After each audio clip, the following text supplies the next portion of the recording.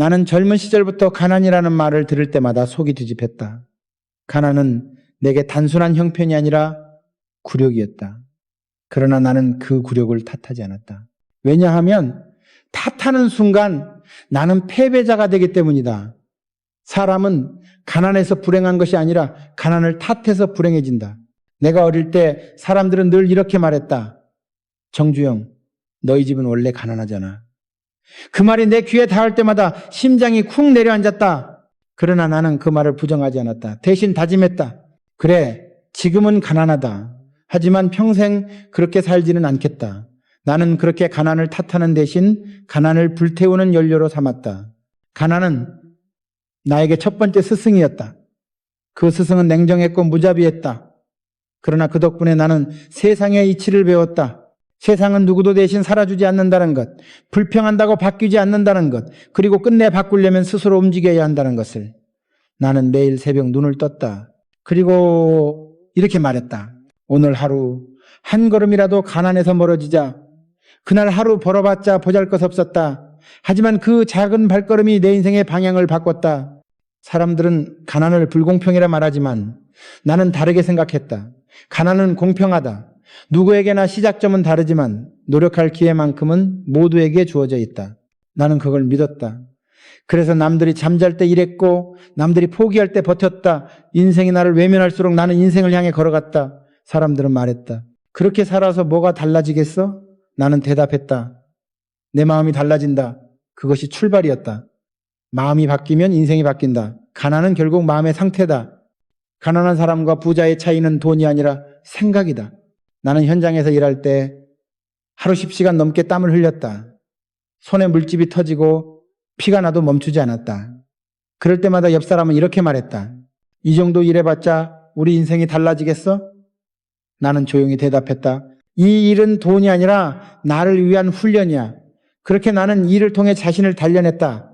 가난은 나를 괴롭혔지만 동시에 나를 단단하게 만들었다. 그것이 내가 가난을 미워하지 않은 이유였다. 가난을 탓하는 사람은 늘 남의 잘못을 찾는다. 세상이 나를 몰라줘서 그렇다. 부모를 잘못 만나서 그렇다. 그러나 그 말에는 행동이 없다. 나는 그런 말을 입 밖에 내지 않았다. 대신 스스로에게 물었다. 그럼 나는 무엇을 할 수 있을까? 이 질문이 나를 앞으로 나아가게 했다. 나는 환경을 탓하지 않았다. 오히려 그 환경을 이용했다. 가난한 현실을 내 의지의 무대로 바꿨다.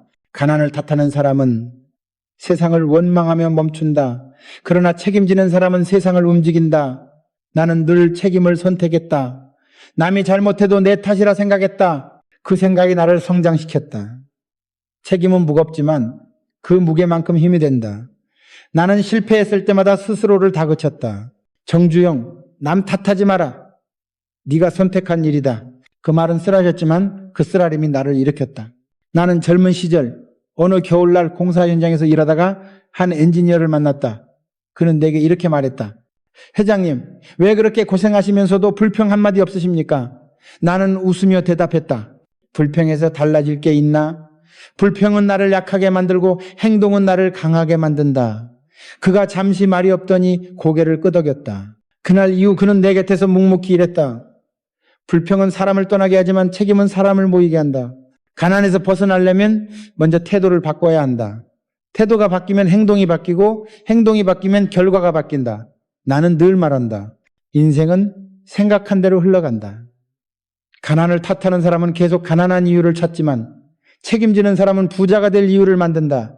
그것이 인생의 갈림길이다. 50 이후의 삶도 마찬가지다. 남은 세월을 불평으로 채울 것인가? 아니면 새로운 기회로 채울 것인가? 그 선택이 당신의 노년을 결정한다. 나는 인생의 어느 시점에서 이렇게 느꼈다. 사람은 누구나 두 번째 인생을 살 수 있다. 첫 번째 인생은 타인의 기대 속에서 살지만 두 번째 인생은 스스로의 선택 속에서 산다. 그리고 그 두 번째 인생의 첫걸음은 탓하지 않음에서 시작된다. 나는 그걸 깨달았을 때 비로소 자유로워졌다. 가난보다 더 무서운 것은 불평이다. 불평은 당신의 가능성을 갉아먹고 결국 스스로를 가난에 묶어둔다. 여러분, 50 이후의 삶이란 가난과 싸우는 시기가 아니라 생각을 바꾸는 시기다. 이제는 환경을 탓하지 말고 자신에게 물어보라. 나는 오늘 어떤 선택을 하고 있는가? 나는 늘 이렇게 말했다. 가난을 탓하지 마라. 그 순간 당신은 가난보다 작아진다. 가난은 당신을 무너뜨리지 않는다. 당신이 스스로를 포기할 때 무너질 뿐이다. 그러니 다시 시작하라. 당신의 삶은 여전히 당신의 선택 아래에 있다. 이것이 내가 말하는 첫 번째 선택이다. 가난을 탓하지 말라. 책임을 선택하라. 그리고 다음으로 나는 두 번째 선택을 이야기하려 한다. 배우는 걸 멈추지 마라. 세상은 당신이 배움을 멈추는 순간 당신을 뒤로 두고 간다. 나는 학교 문턱조차 넘지 못했다.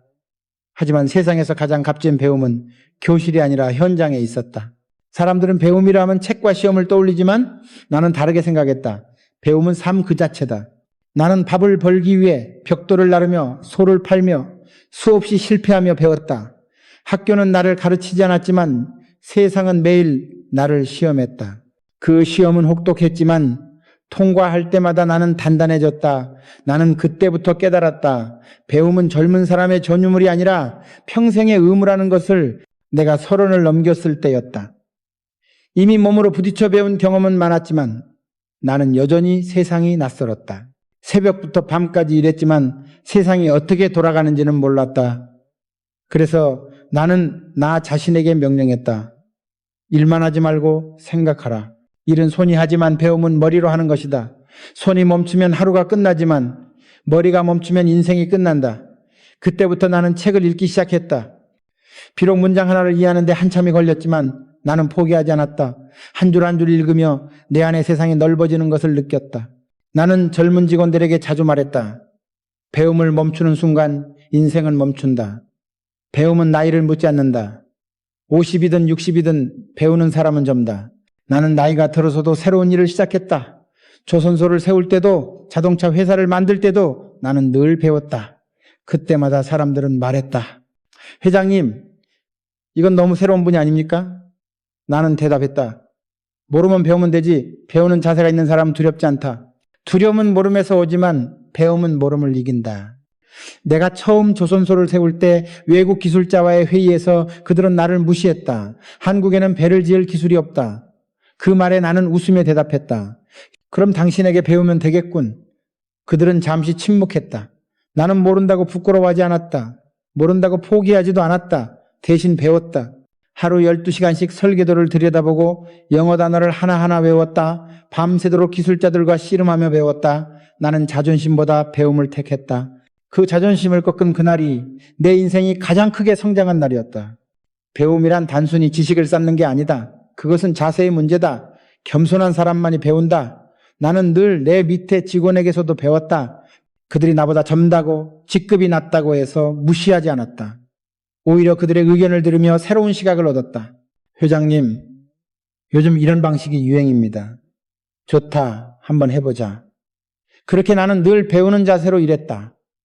배우는 사람은 늙지 않는다. 배움을 멈추는 사람만 늙는다. 나는 배움을 투자라 여겼다. 돈은 쓸수록 줄지만 배움은 쓸수록 늘어난다. 젊을 때 배운 기술 하나가 평생의 자산이 되고 한번 배운 사고방식이 세상을 보는 눈을 바꾼다. 나는 그 사실을 누구보다 잘 알고 있었다. 그래서 직원들에게 항상 말했다. 오늘의 배움은 내일의 부다. 나도 배웠다. 사람을 다루는 법, 시간을 관리하는 법, 위기를 넘기는 법, 책에서만이 아니라 삶에서 배웠다. 나는 한 번은 이런 경험을 했다.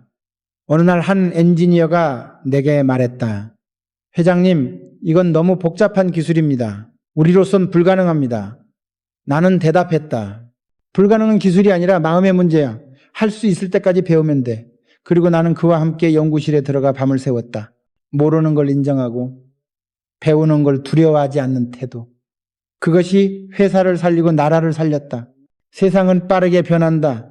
그러나 50 이후의 사람들은 종종 이렇게 말한다. 이젠 너무 늦었어. 나는 그 말을 들을 때마다 이렇게 답했다. 늦은 게 아니라 시작이 필요한 거야. 배움에는 유통기한이 없다. 50이든 60이든 새로운 걸 배우는 순간 인생은 젊어진다. 나는 나이보다 마음이 늙는 게 더 무섭다고 생각했다. 배움은 마음을 다시 젊게 만든다. 나는 50 이후의 삶이야말로 진짜 배움의 시간이라고 생각한다. 젊을 땐 생존을 위해 배웠지만 중년 이후에는 인생을 위해 배워야 한다. 배움은 더 이상 직업을 위한 것이 아니라 존재를 위한 것이다. 세상이 변해도 배움의 본질은 변하지 않는다. 배우는 사람은 언제나 길을 찾는다. 배우지 않는 사람은 길이 보여도 걷지 못한다. 나는 늘 내 자신에게 이렇게 말했다. 정주영, 모르는 게 있으면 배우면 되지 부끄러워할 필요 없다. 그 단순한 철학이 내 인생을 바꿨다. 배움은 나를 겸손하게 만들었고 겸손은 나를 성장시켰다. 배우는 자는 남을 탓하지 않는다. 대신 자신을 바꾼다. 배움이란 결국 자기혁명이다. 여러분, 50 이후의 삶이 다시 시작되려면 반드시 배움이 필요하다. 기술을 배우든 마음을 배우든 새로운 걸 받아들이는 순간 인생은 새로워진다. 세상이 빠르게 변한다고 두려워하지 마라. 당신이 배우는 한 세상은 당신을 기다린다. 오늘부터라도 하루 10분이라도 배우라. 한 단어, 한 기술, 한 사람에게서라도 그 작고 꾸준한 배움이 당신의 인생을 다시 세운다. 이것이 내가 말하는 두 번째 선택이다. 배우는 걸 멈추지 마라. 배우는 사람만이 가난을 이긴다. 그리고 이제 나는 세 번째 선택을 이야기하려 한다. 실패를 두려워하지 마라. 인생은 넘어지는 게 문제가 아니라 다시 일어설 용기를 잃는 것이 문제다. 나는 인생에서 수없이 실패했다. 그러나 그 어떤 실패도 나를 무너뜨리지 못했다. 왜냐하면 나는 실패를 두려워하지 않았기 때문이다. 사람들은 실패를 수치로 생각하지만 나는 실패를 배움의 과정으로 여겼다. 실패 없는 성공은 없다. 실패를 피해가려는 사람은 결국 성장의 기회를 잃는다. 나는 실패를 밥처럼 삼키며 자랐다. 그 맛은 쓰고 때로는 독했지만 그 쓴맛이 내 인생을 단단하게 만들었다. 실패는 나의 교사였다. 나는 첫 사업을 시작할 때부터 수많은 벽에 부딪혔다. 처음 공사를 맡았을 때 돈이 모자라 자재를 못 샀다. 고객은 계약을 취소하겠다고 협박했고 직원들은 하나둘 떠났다. 나는 홀로 남았다. 그때 나는 무너질 수도 있었다. 그러나 나는 포기하지 않았다. 대신 스스로에게 물었다. 이 실패가 내게 무엇을 가르치는가? 그리고 답을 얻었다. 실패는 나를 겸손하게 만들었고 현실을 직시하게 했다. 나는 그날 이후 실패를 피하지 않고 맞서기 시작했다. 실패는 내게 도전의 언어로 들렸다. 다음엔 더 잘할 수 있겠나? 그 물음에 나는 늘 그래 해보자라고 대답했다. 사람들은 성공한 이야기만 들려주고 싶어한다. 그러나 나는 다르게 생각한다. 진짜 교훈은 실패 속에 있다. 내가 세운 공사 중 절반은 처음엔 손해였다. 조선소를 짓던 초창기 외국 기술진이 떠나고 자금이 끊겼다. 모두가 끝났다고 했다. 하지만 나는 그때부터 다시 시작했다. 밤낮으로 설계를 바꾸고 직접 현장에 나가 용접을 배웠다. 그 과정에서 수없이 틀리고 깨지고 넘어졌다. 그러나 그 실패들이 쌓여 현대 조선의 토대가 되었다. 실패를 견딘 자만이 성공의 문을 연다. 내가 가장 큰 실패를 겪은 건 신용을 잃었을 때였다. 어느 거래에서 신뢰를 기반으로 진행했지만 상대방이 나를 배신했다. 돈을 잃은 것보다 마음이 더 아팠다. 나는 며칠간 잠을 이루지 못했다. 하지만 이내 깨달았다. 이것 또한 내 책임이다. 실패를 남 탓으로 돌리는 순간 배움은 멈춘다. 나는 나의 부족함을 인정했고 그때부터 다시 신뢰를 쌓는 법을 배웠다. 실패는 내게 책임의 무게를 가르쳐 주었다. 나는 젊은 시절 일꾼들과 함께 일하며 자주 들었던 말을 기억한다. 회장님, 이번엔 안 될 것 같습니다. 그때마다 나는 웃으며 말했다. 안 될 것 같을 때부터 시작하는 게 진짜 일이지. 나는 그렇게 늘 불가능 속에서 배웠다.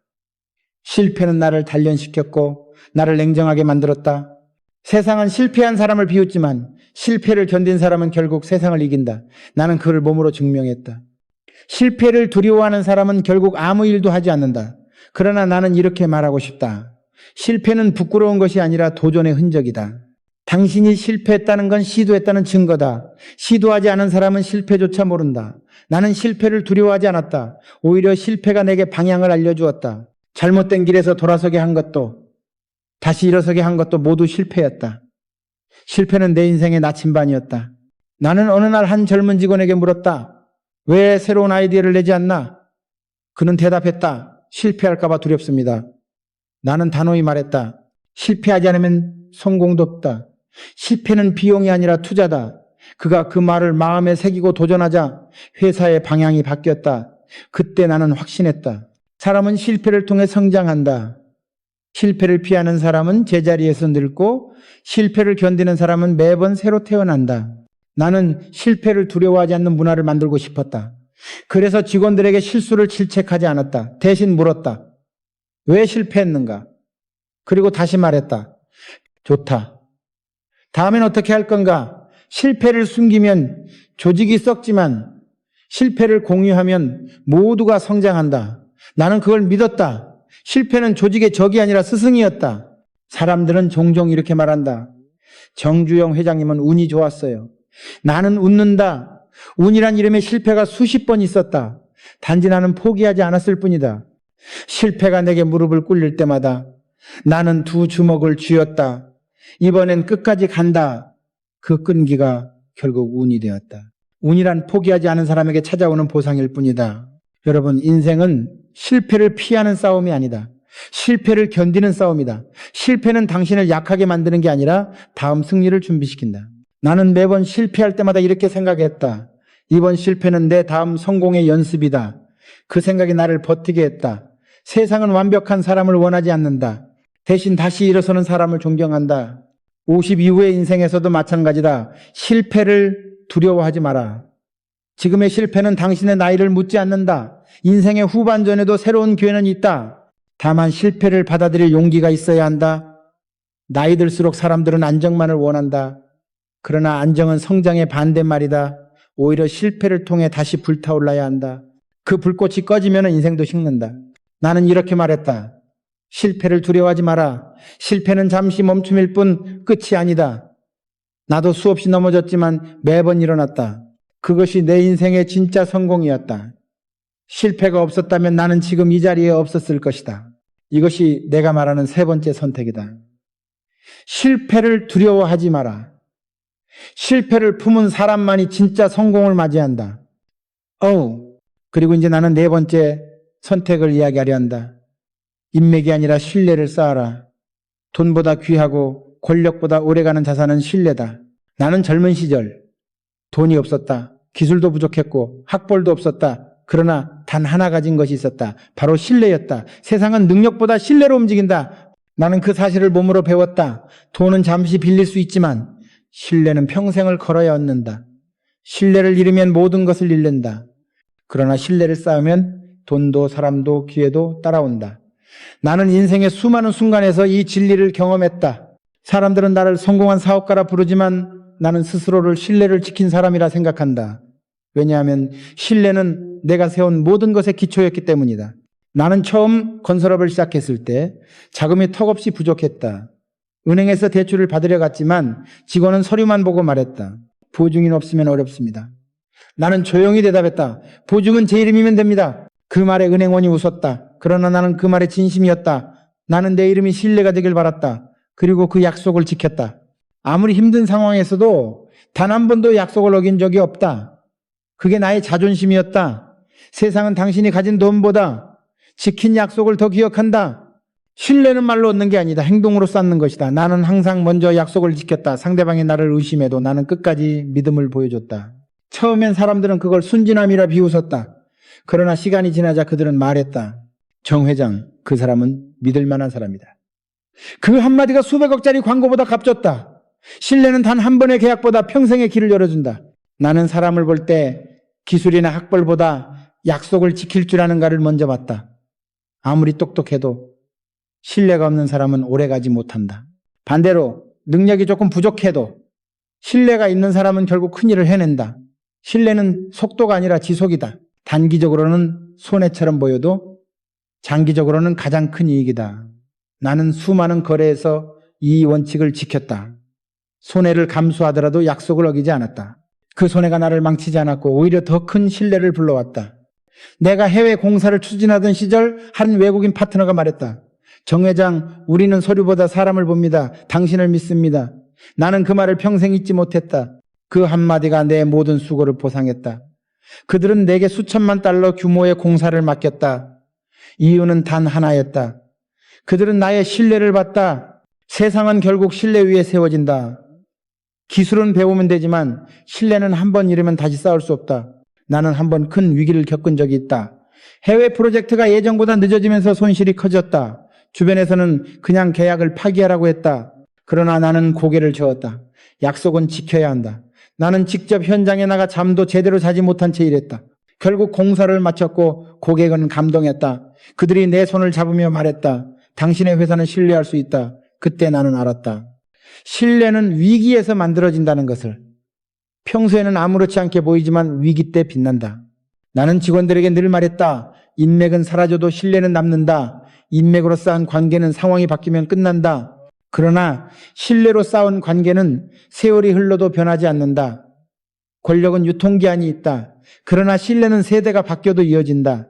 나는 그 신뢰로 회사를 세우고 나라의 신뢰까지 세웠다. 한국이 세계 시장에서 신뢰받는 이유는 기술이 아니라 약속을 지켜온 사람들이 있기 때문이다. 신뢰는 때로 외로움을 동반한다. 세상은 쉽게 이익을 줬는다. 그러나 나는 이렇게 말했다. 손해보더라도 약속을 지켜라. 그 손해가 너를 사람답게 만든다. 나는 수없이 손해를 봤다. 그러나 그 손해 덕분에 평생의 동지를 얻었다. 신뢰를 지킨 자는 언젠가 반드시 보상받는다. 그 보상은 돈이 아니라 사람이다. 진심은 결국 통한다. 거짓은 빠르지만 진심은 오래간다. 나는 진심의 힘을 믿었다. 50 이후의 인생에서도 마찬가지다. 인맥을 넓히려 애쓰지 말고 신뢰를 깊게 쌓아라. 나이가 들수록 사람은 많을 필요가 없다. 대신 믿을 수 있는 한 사람이면 충분하다. 신뢰는 늙지 않는다. 나이가 들수록 그 가치는 더 커진다. 인생의 후반전은 관계의 질로 결정된다. 신뢰로 맺어진 관계는 평생의 자산이 된다. 나는 지금도 이렇게 말하고 싶다. 신뢰는 돈보다 무겁다. 돈은 잃어도 다시 벌 수 있지만 신뢰는 잃으면 끝이다. 신뢰는 부의 기초이며 인간의 품격이다. 나를 지탱한 것은 자본이 아니라 신뢰였다. 그것이 나의 인생을 지탱한 기둥이었다. 여러분, 세상은 당신이 얼마나 똑똑한가 보다 얼마나 믿을 수 있는가를 본다. 신뢰는 하루아침에 만들어지지 않는다. 매일의 작은 행동이 쌓여야 한다. 약속을 지키고 거짓말을 하지 않고 남을 속이지 않는 것. 그것이 신뢰다. 신뢰는 당신이 가난해도 세상이 당신을 다시 일으켜 세우게 만든다. 이것이 내가 말하는 네 번째 선택이다. 인맥이 아니라 신뢰를 쌓아라. 신뢰는 당신 인생의 가장 강한 통화다. 그리고 이제 나는 다섯 번째 선택을 이야기하려 한다. 작은 일에도 혼을 담아라. 인생을 바꾸는 건 언제나 작은 일에서 시작된다. 나는 평생 동안 수많은 일을 했다. 그러나 그 모든 일의 시작은 늘 작았다. 사람들은 큰 꿈만 꾸며 작은 일을 무시한다. 하지만 나는 다르게 살았다. 작은 일에도 혼을 담으면 그것이 곧 큰 일이 된다. 나는 처음부터 거대한 회장을 꿈꾸지 않았다. 다만 맡은 일을 끝까지 제대로 해내는 사람이고 싶었다. 나는 그것이 부자의 첫 걸음이라고 믿었다. 인생은 거창한 목표보다 매일의 성실이 쌓여 완성되는 법이다. 작은 일에 성실하지 못한 사람은 결코 큰 일을 감당하지 못한다. 나는 그걸 너무나 뼈저리게 배웠다. 내가 20살 무렵 한 농장에 머물며 소를 키운 적이 있었다. 새벽마다 축사로 가면 한겨울의 냉기가 뼛속까지 스며들었다. 사람들은 이 정도로까지 할 필요는 없지 않느냐고 말했다. 하지만 나는 그 한 마리의 소가 내 미래라고 생각했다. 물을 주고 먹이를 주며 눈을 맞추며 일했다. 그리고 그 소를 팔아본 돈이 내 인생의 첫 자본이 되었다. 그때 배웠다. 작은 일에도 진심을 다하는 사람에게만 기회가 온다는 것을. 처음 공사를 시작했을 때도 마찬가지였다. 작은 도로 포장 하나에도 온 마음을 쏟았다. 사람들은 이런 작은 일로 무슨 부자가 되겠느냐고 비웃었다. 그러나 나는 알고 있었다. 큰일은 결코 갑자기 오지 않는다는 것을. 작은 일을 어떻게 대하느냐가 그 사람의 인생을 결정한다. 나는 길 하나를 깔 때도 나라를 세운다는 마음으로 했다. 그래서 내 이름을 걸고 일했다. 정주영이 했다면 믿을 수 있다. 그 말 한마디가 회사를 키웠다. 나는 젊은 직원들에게 늘 말했다. 작은 일이라고 대충 하지 마라. 하찮은 일은 없다. 어떤 직원이 나에게 물었다. 회장님, 도대체 왜 그렇게 사소한 일에 신경을 쓰십니까? 나는 대답했다. 작은 일은 하찮지 않다. 하찮게 여기는 마음이 하찮은 것이다. 세상은 그런 사람을 외면하지 않는다. 작은 일에도 정성을 다하는 사람은 결국 누구에게나 신뢰를 얻는다. 신뢰가 모이면 기회가 온다. 기회가 오면 인생이 바뀐다. 결국 모든 것은 작은 일에서 시작된다. 나는 현대를 세울 때 첫 공장 벽돌을 직접 쌓았다. 그때 나는 회장도 지도자도 아니었다. 단지 한 명의 일꾼이었다. 그러나 그 순간 나는 깨달았다. 이 벽돌 하나가 내 인생의 상징이다. 한 장의 벽돌을 대충 올리면 그 위에 건물도 무너진다. 작은 일 하나를 허투루 하면 큰 일도 결국 무너진다. 인생도 마찬가지다. 하루를 대충 살면 일생이 흐트러진다. 나는 그걸 몸으로 배웠다. 사람들은 늘 큰일만 하고 싶어 한다. 나도 언젠가 큰 프로젝트를 맡고 싶다. 그러나 큰일은 준비된 사람에게만 온다. 작은 일을 성실히 해내는 사람이 큰일을 맡을 자격을 얻는다. 나는 한 번도 큰일을 먼저 택한 적이 없다. 작은 일에 혼을 담다 보니 세상이 나를 큰일로 부른 것이다. 큰일은 선택하는 게 아니라 작은 일을 잘한 결과로 찾아오는 것이다. 나는 이런 말을 자주 했다. 큰 나무도 씨앗에서 자란다. 씨앗을 소홀히 하면 나무는 자라지 않는다. 여러분의 인생도 마찬가지다. 작은 습관, 작은 행동, 작은 말 하나가 미래를 결정한다. 작은 일에 정성을 다하면 그것이 당신의 품격이 된다. 사람들은 그걸 느낀다. 그리고 당신을 믿는다. 그 믿음이 바로 자산이다. 나는 한 번은 현장에서 인부들과 함께 일할 때 점심시간이 다가왔다. 대부분의 인부들은 밥을 먹으러 갔지만 한 청년이 혼자 남아 도구를 정리하고 있었다. 나는 다가가 물었다. 왜 안 가나? 그는 대답했다. 회장님, 정리부터 해야 다음에 일이 편합니다. 그 한마디에 나는 감동했다. 그 청년은 나중에 회사의 간부가 되었다. 작은 일을 소중히 여기는 마음이 결국 인생을 바꾸는 것이다. 나는 그때 확신했다. 성공은 큰 결심이 아니라 작은 습관에서 시작된다. 나는 지금도 작은 일에 집중한다. 중요한 회의 전에도 늘 문서의 오타를 확인하고 직원의 표정 하나까지 살폈다. 작은 무관심이 큰 문제를 만든다. 사업도 인생도 마찬가지다. 당신이 대충한 그 일 하나가 언젠가 당신을 찾아온다. 좋은 의미로든 나쁜 의미로든. 그래서 나는 언제나 이렇게 말했다. 작은 일에도 혼을 담아라. 그것이 당신의 운명을 바꾼다. 50 이후의 삶에서는 더더욱 그렇다. 젊을 땐 큰 목표가 사람을 움직이지만 중년 이후에는 작은 일상이 사람을 만든다. 하루하루의 선택, 한 사람과의 대화, 한 번의 약속 지킴, 그것이 인생을 다시 세운다. 사람들은 나에게 회장님, 인생을 바꾸는 비결이 뭡니까? 라고 묻는다. 나는 단호히 대답했다. 작은 일에 대한 태도다. 작은 일은 당신의 인격을 비춘다. 돈보다 태도가 더 중요하다. 태도는 사람의 본질을 드러낸다. 큰 돈을 벌 기회는 누구에게나 온다. 그러나 작은 일에 혼을 담는 사람만이 그 기회를 잡는다. 나도 처음에는 아무것도 없었다. 하지만 맡은 일 하나하나에 내 이름을 걸었다. 그 결과 세상은 내 이름을 기억했다. 여러분, 지금 당신이 하고 있는 일이 작다고 느껴지는가?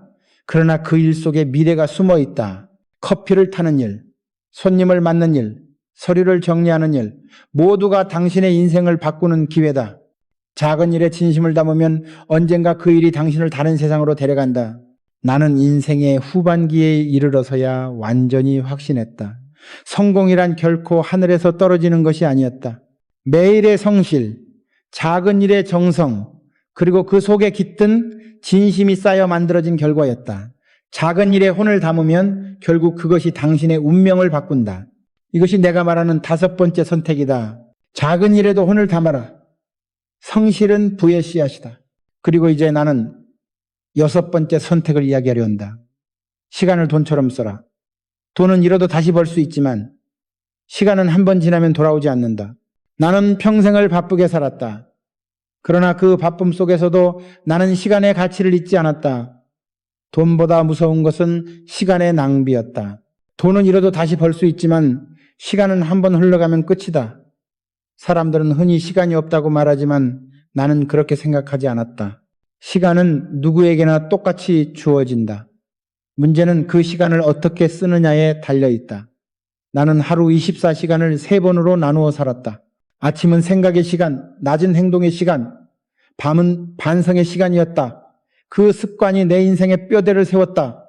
내가 젊었을 때 새벽 4시가 되면 이미 현장에 나가 있었다. 어둠 속에서 나는 먼지와 시멘트 냄새를 맡으며 하루를 시작했다. 그 시간 대부분의 사람들은 아직 잠에 빠져 있었다. 그러나 나는 그 새벽의 고요가 좋았다. 세상이 조용할 때 비로소 내 생각이 또렷해졌다. 나는 매일 새벽마다 스스로에게 물었다. 오늘은 어떤 의미 있는 시간을 만들 것인가? 그 질문이 내 하루를 이끌었다. 시간은 내가 다스리는 것이지 나를 끌고 가는 게 아니었다. 사람들은 성공의 비결을 묻는다. 나는 늘 대답했다. 시간을 돈처럼 써라. 돈을 아껴 쓰듯 시간을 계획하고 낭비하지 마라. 나는 1시간의 가치를 돈으로 계산했다. 회의 한 번, 통화 한 번, 이동 한 번에도 목적이 없으면 하지 않았다. 무의미한 대화, 쓸데없는 기다림, 불필요한 약속은 내 인생에서 가장 큰 적이었다. 왜냐하면 시간은 생명이기 때문이다. 돈을 잃으면 다시 채울 수 있지만 잃어버린 시간은 다시 살 수도 없다. 나는 늘 이렇게 말했다. 시간을 관리하지 못하는 사람은 인생을 관리하지 못한다. 시간은 눈에 보이지 않지만 당신의 인생을 만든다. 나는 하루를 허투루 쓰는 사람을 가장 안타깝게 봤다. 50 이후에도 마찬가지다. 시간이 많다고 안심하지 마라. 이제부터의 시간은 젊은 시절보다 더 빠르게 지나간다. 남은 시간이 적을수록 더 집중해야 한다. 나는 젊은 시절 하루 16시간씩 일했다. 누군가는 말했다. 그렇게 살면 언젠가 지치지 않겠습니까? 나는 대답했다. 시간은 나를 지치게 하는 게 아니라 나를 키운다. 나는 시간 속에서 나를 단련했다. 일의 양보다 중요한 건 밀도였다. 같은 1시간이라도 어떤 사람은 낭비하고 어떤 사람은 세상을 바꾼다. 나는 1시간의 무게를 아는 사람이었다. 시간을 제대로 쓰기 위해서는 우선순위가 필요하다. 나는 늘 중요한 일부터 했다. 급한 일에 끌려다니지 않았다. 아침마다 메모장을 꺼내 적었다. 오늘 내가 반드시 해야 할 일 3가지. 그리고 그 외의 일은 하지 않았다. 이 단순한 습관이 내 인생을 효율적으로 만들었다. 사람들은 바쁘다는 이유로 정신없이 하루를 흘려보내지만 나는 바쁠수록 더 단순하게 살았다. 시간의 핵심은 양이 아니라 질이다. 나는 회사를 운영하면서도 시간을 쪼개 배웠다. 하루 10분이라도 새로운 기술을 익히고 새로운 사람을 만났다. 시간이 없어서 못한다는 말은 내게 핑계였다. 시간은 만드는 것이다. 나는 잠자는 시간마저 줄였다. 새벽에 일어나 생각하고 밤에는 다음 날을 준비했다. 그 습관 덕분에 나는 한 세대를 앞서갔다. 세상은 빠르게 변했지만 나는 더 빨리 움직였다. 나는 이런 말을 자주 했다. 게으름은 가난의 씨앗이다. 시간을 낭비하는 사람은 이미 실패를 준비하는 사람이다. 실제로 나는 게으른 사람을 옆에 두지 않았다. 아무리 똑똑해도 시간을 낭비하는 사람은 신뢰할 수 없었다. 시간 관리가 안 되는 사람은 결국 자기 인생도 관리하지 못한다. 시간을 소중히 여긴다는 건 순간순간에 의미를 부여한다는 것이다. 나에게 시간은 단순한 숫자가 아니라 기회였다. 나는 매일 새벽 1가지씩 결심했다. 오늘은 한 사람에게라도 좋은 영향을 주자. 그렇게 시간을 썼다. 그 시간이 쌓여 지금의 나를 만들었다. 당신이 시간을 대하는 태도는 결국 당신의 인생을 대하는 태도와 같다. 나는 인생의 후반기에 접어들면서 더욱 느꼈다. 젊을 때는 시간이 나를 따라왔지만 이제는 내가 시간을 따라가야 했다. 그래서 나는 남은 시간을 더 정성스럽게 썼다. 불필요한 만남은 줄이고 진짜 의미 있는 일에 집중했다. 나이가 들수록 중요한 건 속도가 아니라 방향이었다. 아무리 빠르게 달려도 방향이 틀리면 헛수고다. 나는 매일 나의 시간을 되돌아봤다. 나는 지금 옳은 방향으로 가고 있는가? 시간을 아끼는 사람은 삶을 존중하는 사람이다.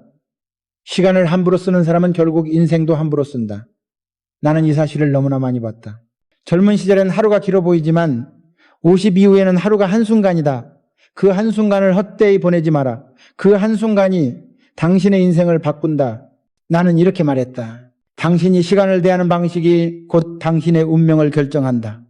나는 평생 시간에게 빚을 지지 않으려 했다. 시간을 투자했고 그 시간은 나에게 부를, 명예를 그리고 인생의 의미를 돌려주었다.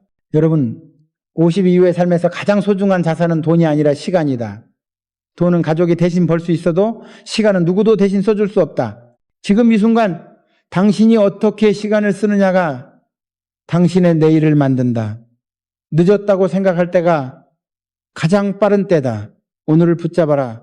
이것이 내가 말하는 6번째 선택이다. 시간을 돈처럼 써라. 시간은 부의 가장 정직한 재산이다. 그리고 이제 나는 7번째 선택을 이야기하려 한다. 몸과 마음을 관리하라. 부자가 되려면 먼저 자신을 지켜야 한다. 몸이 무너지면 꿈도 무너진다. 나는 한평생 몸으로 살아왔다. 책상 앞에서 이론을 논하기보다 현장에서 땀 흘리며 몸으로 부딪혔다. 그래서 나는 일찍 깨달았다. 몸이 무너지면 모든 게 무너진다. 아무리 위대한 꿈도 건강에 받쳐주지 않으면 그저 한순간의 환상일 뿐이다. 젊을 때는 몰랐다. 아픈 몸을 억지로 끌고 다니며 조금 더 버티면 된다고 생각했다. 그러나 나이가 들수록 그 대가가 얼마나 무거운지 알게 되었다. 몸은 단순한 육체가 아니다. 그것은 정신의 집이고 성공의 기초이며 인생의 엔진이다. 나는 한때 공사 현장에서 하루 18시간씩 일했다. 겨울엔 바람이 얼굴을 베고 여름엔 태양이 머리를 태웠다. 그때마다 나는 내 몸이 내 편인지 내적인지 느꼈다. 몸이 지치면 마음도 흔들린다. 그러나 몸이 강하면 어떤 역경도 두렵지 않다. 나는 그때 깨달았다. 몸은 자본이다. 몸을 함부로 쓰면 결국 인생의 빚이 된다. 젊을 땐 버틸 수 있다. 하지만 50 이후에는 다르다. 그때는 버티는 것이 아니라 지키는 것이 필요하다. 나는 직원들에게 늘 말했다. 건강은 돈보다 먼저 챙겨라. 그 말을 들은 젊은 직원이 한숨을 쉬며 말했다. 회장님, 돈이 있어야 건강을 챙기죠. 나는 단호히 말했다. 아니다. 건강을 잃으면 돈은 아무 소용없다. 실제로 나는 수많은 부자들이 병상에서 후회하는 모습을 봤다. 그들은 재산을 세면서도 행복하지 않았다. 성공은 건강 위에 세워져야 한다. 건강하지 않으면 부도, 명예도, 사랑도 모두 사라진다. 나는 늘 새벽을 사랑했다. 그 이유는 단순했다. 새벽의 공기는 내 몸을 깨우고 내 마음을 정화시켰다. 나는 매일 새벽마다 운동장을 걸었다. 사람들은 회장이 왜 그렇게까지 하느냐고 물었다. 나는 말했다. 몸이 망가지면 정신도 흔들린다. 정신이 흔들리면 사업도 무너진다. 몸은 나의 첫 번째 사업이었다. 한 번은 해외 공사를 진행하던 중 극심한 피로로 병원에 실려간 적이 있다. 의사는 말했다. 당신처럼 살면 5년 안에 쓰러집니다. 그 말을 듣고 나는 밤새 병실 천장을 바라보며 생각했다. 내가 이렇게까지 일해서 얻은 게 뭔가? 그리고 결심했다. 앞으로는 내 몸을 사람처럼 대하자고. 그때부터 나는 관리의 중요성을 깨달았다. 건강은 한 번에 무너지는 게 아니다. 매일의 무관심이 쌓여 무너진다. 몸을 관리한다는 건 단순히 운동하는 게 아니다. 그것은 자신을 존중하는 태도다.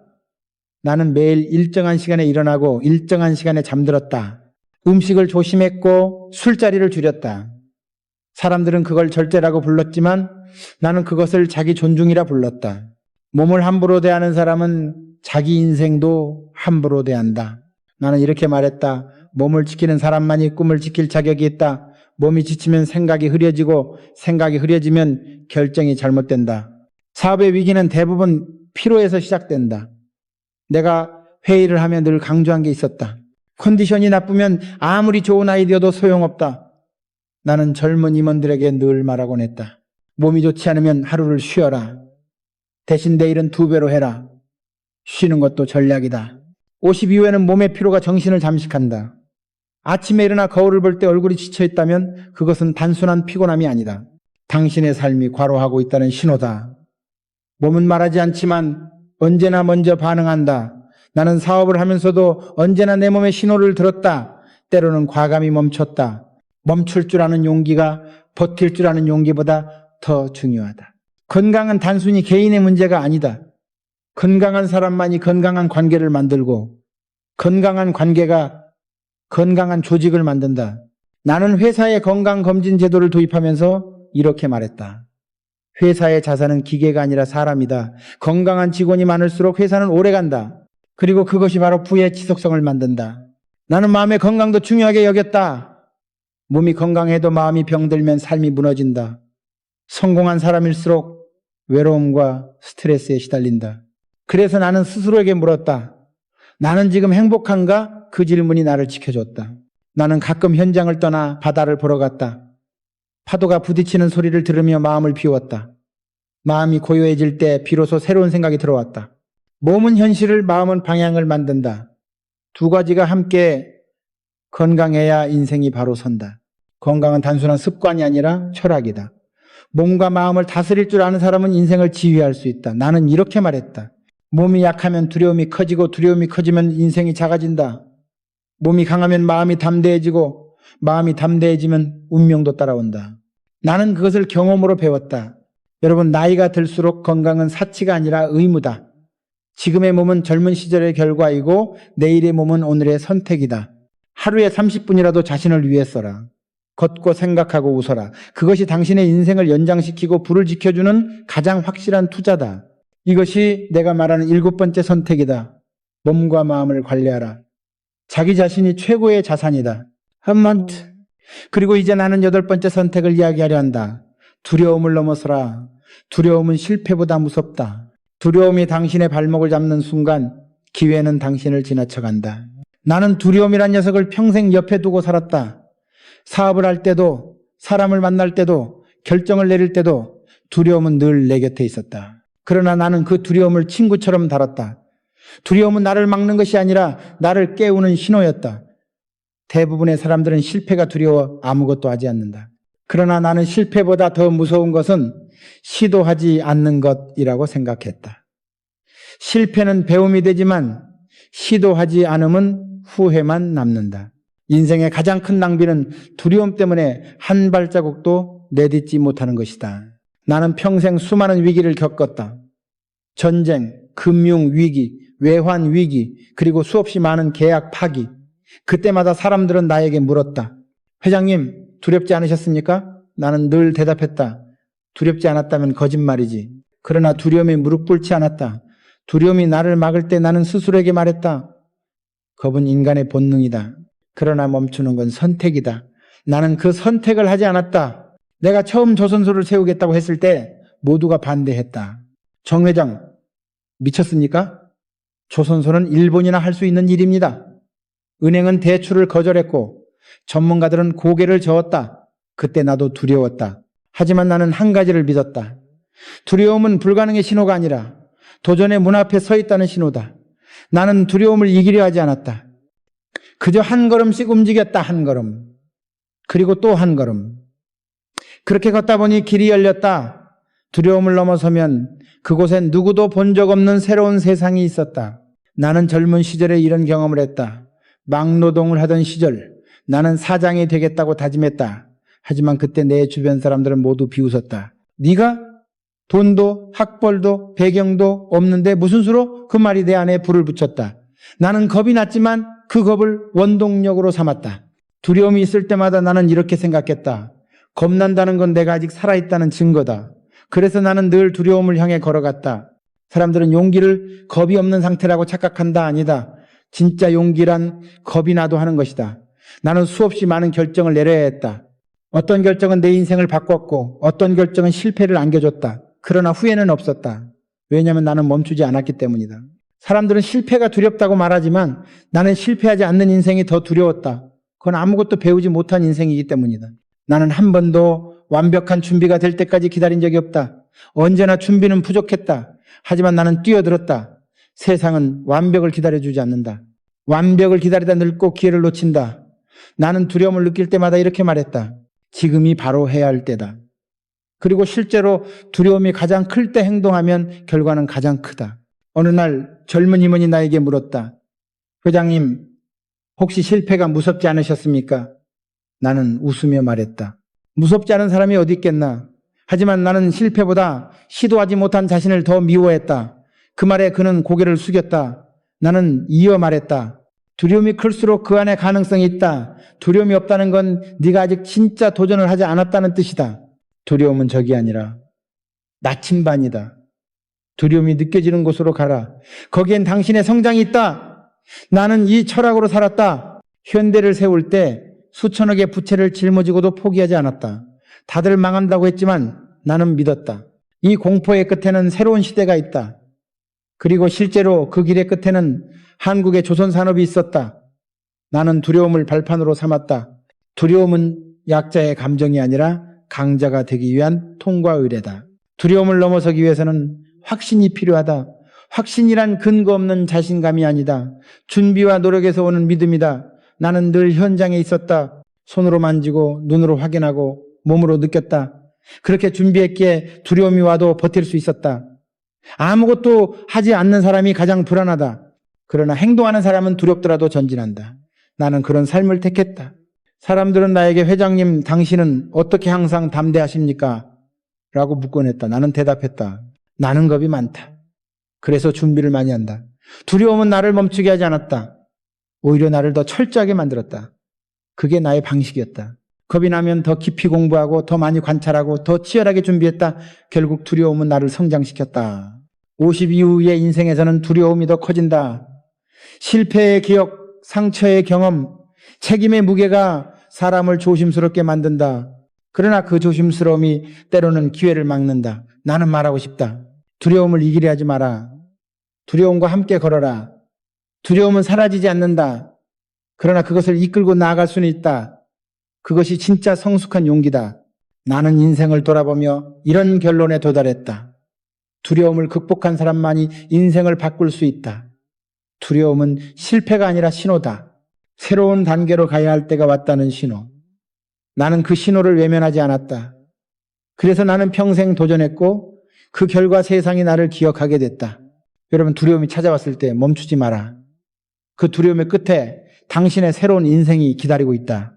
겁을 느낀다면 그것은 좋은 징조다. 아직 성장할 수 있다는 뜻이다. 겁을 품은 채로 걸어라. 떨리는 손으로라도 문을 두드려라. 세상은 용기 있는 자에게만 길을 열어준다. 이것이 내가 말하는 8번째 선택이다. 두려움을 넘어서라. 두려움은 인생을 멈추게 하지만 용기는 인생을 움직인다. 그리고 이제 나는 9번째 선택을 이야기하려 한다. 사람을 선택하라. 인생의 방향은 당신이 만난 사람으로 결정된다. 누구와 함께 하느냐가 결국 당신의 운명이 된다. 나는 평생 수많은 사람을 만났다. 어떤 이는 나를 끌어올렸고 어떤 이는 나를 끌어내렸다. 인생의 방향은 결국 사람으로 결정된다. 돈, 운, 기회보다 더 무서운 것이 잘못된 사람이다. 나는 이를 뼈저리게 경험했다. 처음 사업을 시작했을 때 나는 기술도 자본도 없었다. 대신 사람을 얻었다. 그리고 그 사람이 나를 이끌었다. 그러나 또 어떤 사람은 나를 배신하고 내 회사를 흔들었다. 그때 나는 깨달았다. 사람을 잘 고르는 것이 인생을 잘 사는 것이다. 나는 이런 말을 한 적이 있다. 부자는 일을 선택하기 전에 사람을 본다. 가난한 사람은 일을 먼저 보고 사람을 나중에 본다. 이 차이가 인생을 갈라놓는다. 아무리 좋은 일이라도 옆에 있는 사람이 나쁘면 망한다. 그러나 아무리 어려운 일이라도 좋은 사람과 함께라면 해낼 수 있다. 나는 수없이 많은 실패 속에서도 다시 일어설 수 있었던 이유가 바로 좋은 사람 덕분이었다. 그들은 나를 믿고 따라왔고 나는 그 신뢰를 지키기 위해 밤을 새웠다. 사람이 곧 자산이다. 한 번은 해외에서 대규모 계약을 추진하던 때였다. 상대 기업의 간부가 나를 따로 불렀다. 그는 말했다. 회장님, 이 계약은 기술보다 신뢰가 중요합니다. 그 말이 내 마음에 깊이 남았다. 신뢰는 종이에 쓰는 계약보다 강하다. 신뢰를 쌓는 데는 수십 년이 걸리지만 무너지는 데는 단 하루면 충분하다. 그래서 나는 늘 직원들에게 말했다. 능력보다 신뢰를 쌓아라. 신뢰는 시간과 진심으로만 얻을 수 있다. 신뢰를 지키는 사람은 언젠가 반드시 다시 기회를 얻는다. 나는 또한 이런 말을 했다. 사람은 3가지 부류로 나뉜다. 나를 도와주는 사람, 나를 이용하는 사람, 그리고 나를 시험하는 사람. 인생이란 결국 이 3사람을 구분하는 눈을 기르는 과정이다. 젊을 때 나는 누구나 믿었다. 그러나 세상은 그렇게 단순하지 않았다.